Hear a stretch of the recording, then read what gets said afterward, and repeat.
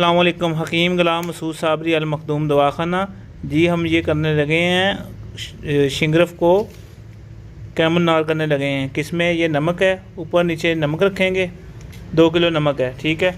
और उसके बाद ये हरमल अजवाइन खरासानी सेंटर में रखेंगे। उसके बाद शिंगरफ रखनी है।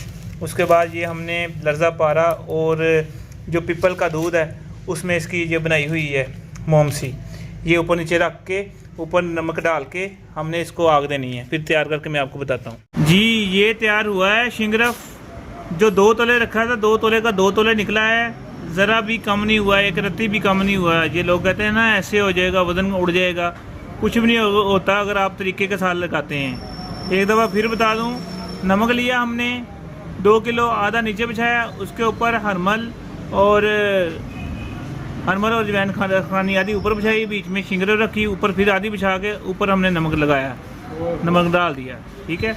ये तरीका किया। और उसके सेंटर में आपको मैंने बताया था जो मैंने उसमें पारा और पीपल का दूध वो खल करके 10 तोला, 1 तोला लर्जा पारा था, 10 तोला वो दूध था, आधा नीचे रखा आधा ऊपर रखा। फिर जी हमने शिंगरफ तैयार किया। तो माशाल्लाह बड़ा ज़बरदस्त बड़ा बाकमाल है।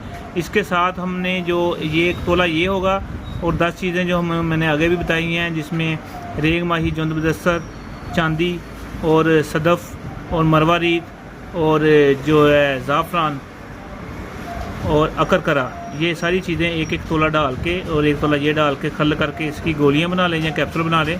बहुत ज़बरदस्त है। पावर के लिए, शहवत के लिए, टाइमिंग के लिए, कमज़ोरी के लिए, पट्ठों के लिए लाजवाब चीज़ है। बनाएं और दुआओं में याद रखना। हकीम गुलाम मसूद साबरी अल मखदूम दवाखाना, ये जो हमारी नई किताब आई है हिकमत का निचोड़, ये उसके अंदर भी नुस्खा दर्ज किया हुआ है। और दूसरे नंबर पे जो अमराद मर्दाना थी उसमें भी ये दर्ज था। और ये अगर ना बना सकें तो फिर उससे मंगवा लेना, आपके एड्रेस पे पहुंच जाएगा। अस्सलामु अलैकुम। हकीम गुलाम मसूद साबरी।